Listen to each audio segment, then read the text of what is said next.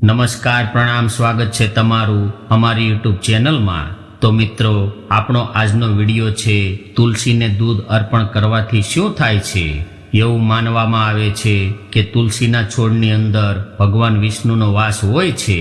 જો તમે તુલસીના છોડની અંદર દૂધ ચડાવો છો તો આમ કરવાથી તમે ભગવાન વિષ્ણુને દૂધ અર્પણ કરો છો એવું માનવામાં આવે છે, જેનાથી ભગવાન વિષ્ણુ પ્રસન્ન થાય છે અને તમને ભગવાન વિષ્ણુના આશીર્વાદ મળે છે। તેથી જો તમે ભગવાન વિષ્ણુના આશીર્વાદ મેળવવા માંગતા હો તો પાણીમાં થોડું દૂધ ભેળવીને પછી તેને તુલસીના છોડને અર્પણ કરો। જો તમે આમ કરશો તો તમને તેનાથી ઘણો ફાયદો થશે।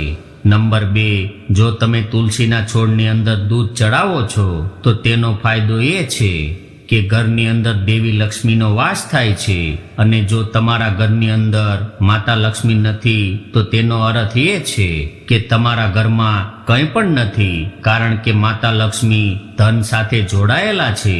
જો તમારી પાસે પૈસા ન હોય તો તમને સમાજમાં કોઈ નહીં પૂછે। તુલસીને દૂધ અર્પણ કરવાનો આ પણ મોટો ફાયદો છે। નંબર 3, તુલસીને દૂધ અર્પણ કરવાથી તમારી મનોકામનાઓ પૂરી થાય છે। જો તમે તુલસી માતાને દૂધ અર્પણ કરો છો તો તેનો એક ફાયદો એ પણ છે કે આના કારણે તમારી બધી મનોકામનાઓ પૂર્ણ થાય છે। એટલે કે જો તમારી કોઈ ઈચ્છા હોય અને તે પૂર્ણ ન થઈ રહી હોય તો તમારે તુલસીને દૂધ ચડાવવું જોઈએ। એવું માનવામાં આવે છે કે આમ કરવાથી તમારી બધી મનોકામનાઓ પૂર્ણ થશે। નંબર 4, તુલસીના છોડને દૂધ ચડાવવાથી ઘરની પરેશાનીઓ દૂર થાય છે। જો તમારા ઘરની અંદર વધુ પરેશાનીઓ છે તો તમારે આ ઉપાય કરવો જોઈએ અને તમે તમારા ઘરના આંગણામાં તુલસીનો છોડ લગાવો છો અને તે પછી તે તુલસીના છોડને તમે દૂધ અર્પણ કરો તો તમારા ઘરની અંદર ચાલી રહેલી પરેશાનીઓ આપોઆપ દૂર થઈ જશે। તુલસીના છોડને દૂધ ચડાવવાથી તમારા ઘરની અંદર શાંતિ આવે છે। ઘણીવાર એવું જોવા મળે છે કે અમુક ઘરોની અંદર ખૂબ જ ઝઘડો થાય છે અને ક્યારેક એટલો બધો ઝઘડો થાય છે કે તે લડાઈમાં પણ આવી જાય છે। જો મિત્રો આવી સ્થિતિ હોય તો તમારે તમારા ઘરની અંદર તુલસીનો છોડ લગાવવો જોઈએ। પતિ પત્ની વચ્ચે ઘણીવાર ઝઘડો થતો હોય તો તમારે તુલસીના છોડને દૂધ ચડાવવું જોઈએ। આ ઉપયોગી થઈ શકે છે। આમ કરવાથી પતિ પત્ની વચ્ચેના સંઘર્ષની સમસ્યા દૂર થઈ જશે। નંબર 5, તુલસીને દૂધ ચડાવવાથી ઘરમાં સુખ શાંતિ આવે છે। જો તમે તમારા ઘરમાં તુલસીને દૂધ ચડાવો છો તો આમ કરવાથી તમારા ઘરની અંદર સુખ શાંતિ આવે છે અને તમારા બધા દુઃખ દૂર થઈ જાય છે। તુલસીનો છોડ તમને સુખ શાંતિ આપવાનું કામ કરે છે। હકીકતમાં તમને જીવન ત્યારે જ સારું લાગે છે જ્યારે તમે ખુશીથી જીવો છો, અને જીવનમાં દુઃખ જ હશે તો પછી બધાનો જીવનથી મોહ ભંગ થઈ જશે। ખરેખર જીવનમાં સુખ હોય ત્યારે જ ફાયદો થાય છે। નંબર 6, તુલસીના છોડને દૂધ અર્પણ કરવાથી ધન લાભ થાય છે। જો તમે તુલસીના છોડને દૂધ ચડાવો છો તો આમ કરવાથી તમને ધન લાભ થાય છે। જો તમારી આર્થિક સ્થિતિ સારી નથી તો તમારે તુલસીના છોડ પર દૂધ ચડાવવું જોઈએ। આ તમારા માટે ખૂબ જ ફાયદાકારક રહેશે અને આમ કરવાથી તમને આર્થિક લાભ થવાની સંભાવનાઓ ખૂબ જ વધી જશે। જે લોકો પૈસાની અછતને કારણે ખરાબ રીતે પરેશાન છે તેઓએ આ ઉપાય કરવો જોઈએ। આ ઉપાય તેમના માટે ખૂબ જ ફાયદાકારક રહે છે। નંબર 7, તુલસીના છોડને દૂધ અર્પિત કરવાના ફાયદા માનસિક શાંતિ આપે છે। જો તમારા મનમાં ખૂબ જ અશાંતિ ચાલી રહી હોય તો તમારે આ ઉપાય કરવો જોઈએ।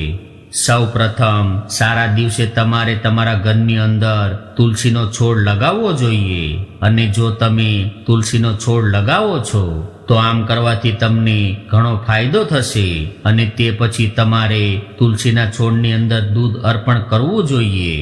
જો તમે આમ કરશો તો તમને માનસિક શાંતિનો અનુભવ થશે અને તમારા મનની અશાંતિ દૂર થશે। આ રીતે તમે મનની શાંતિ માટે પણ આ કાર્ય કરી શકો છો। નંબર 8, તુલસીને દૂધ અર્પિત કરવાથી દુર્ભાગ્ય દૂર થાય છે। જો તમે તુલસીના છોડને દૂધ અર્પિત કરો છો તો તેનો એક અન્ય ફાયદો છે કે તે દુર્ભાગ્યને દૂર કરવાનું કામ કરે છે. જો તમને લાગે છે કે તમારું ખરાબ નસીબ તમારો સાથ નથી છોડી રહ્યું તો તમારે તુલસીના છોડને દૂધ ચડાવવું જોઈએ. આમ કરવાથી તમારી દુર્ભાગ્યની સમસ્યા દૂર થઈ જશે. નંબર 9, તુલસીને દૂધ ચડાવવાથી શારીરિક પીડા દૂર થાય છે. અહીં શારીરિક પીડાનો અર્થ એ છે કે રોગ જ્યારે શરીર બીમાર થઈ જાય છે ત્યારે તે આપણને ખૂબ જ પરેશાન કરે છે અને આમ તો કોઈ ઈચ્છતું નથી કે તેમનું શરીર બીમાર પડે, પરંતુ આપણી ઈચ્છાથી શું થાય? જ્યારે શરીર બીમાર થઈ જાય છે ત્યારે તે આપોઆપ થઈ જાય છે. એવું માનવામાં આવે છે કે જ્યારે તમે તુલસીને દૂધ અર્પિત કરો છો તો આમ કરવાથી તમારી શારીરિક પરેશાનીઓ દૂર થઈ જાય છે. તેથી જો તમારી શારીરિક પરેશાનીઓ દૂર ન થઈ રહી હોય તો તમારે તુલસીને દૂધ ચડાવવું જોઈએ. તે ખૂબ જ મહત્વપૂર્ણ છે. નંબર 10, ગૃહસ્પતિને મજબૂત કરવા માટે તુલસીને દૂધ ચડાવો. જો તમારી કુંડળીમાં ગૃહસ્પતિ બળવાન નથી તો તમારે ઘણી સમસ્યાઓનો સામનો કરવો પડી શકે છે.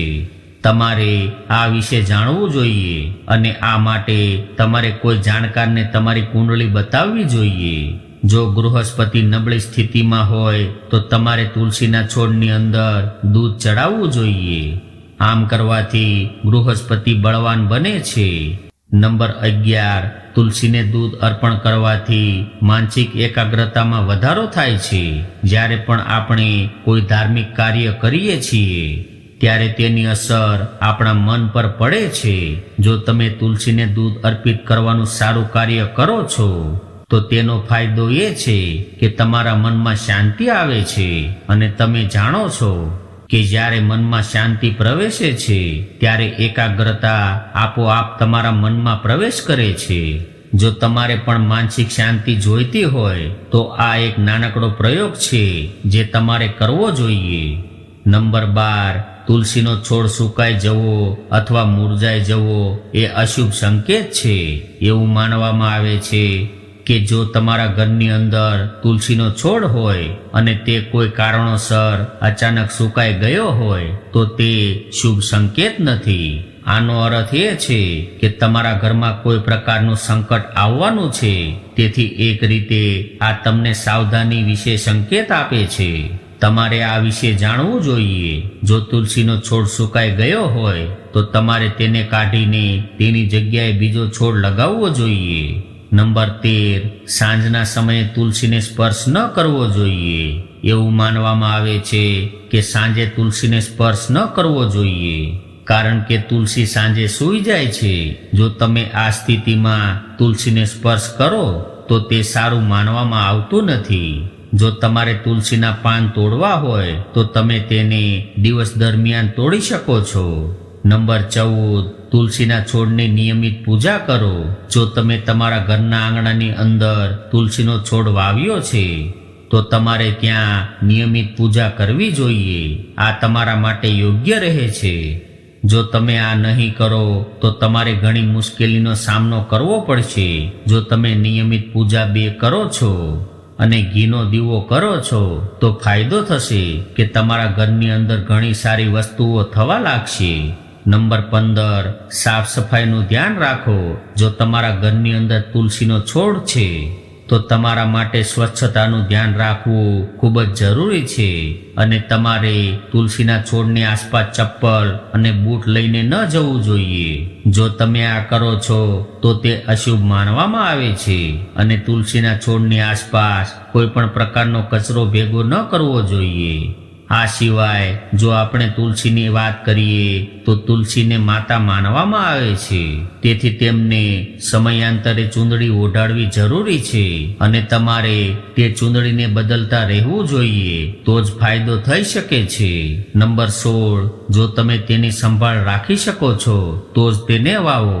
જો તમે તુલસીના છોડની સંભાળ રાખી શકતા હો તો જ તેને વાવજો અને જો તમે તુલસીના છોડની સંભાળ ન રાખી શકો તો તમને તમને પાપ લાગે છે. તેથી જો તમે તેને ન વાવો તો તે વધારે સારું રહે છે. ઘણા લોકો એવા હોય છે જેઓ પોતાનું કામ યોગ્ય રીતે કરી શકતા નથી. તેથી આવા લોકોએ તુલસીનો છોડ ન લગાવવો જોઈએ. નંબર 17, રવિવારે ન કરો તુલસીની પૂજા. તમે દરરોજ તુલસીની પૂજા કરી શકો છો, પરંતુ એવું માનવામાં આવે છે કે રવિવારે તમારે તુલસીની પૂજા ન કરવી જોઈએ. એવું માનવામાં આવે છે કે આ દિવસે દેવી લક્ષ્મી અને ભગવાન વિષ્ણુ ઉપવાસ કરે છે. તેથી તમારે આ દિવસે પૂજા ન કરવી જોઈએ. અને મિત્રો, આ માહિતી પસંદ આવી હોય તો આ વિડીયોને લાઈક, શેર તેમજ સબસ્ક્રાઇબ જરૂરથી કરજો. સાથે સાથે કોમેન્ટ બોક્સમાં જય તુલસી માતા અવશ્ય લખજો. ફરી મળીશું નવા વિડીયો સાથે. ત્યાં સુધી બધા મિત્રોને જય શ્રી કૃષ્ણ. રાધે રાધે.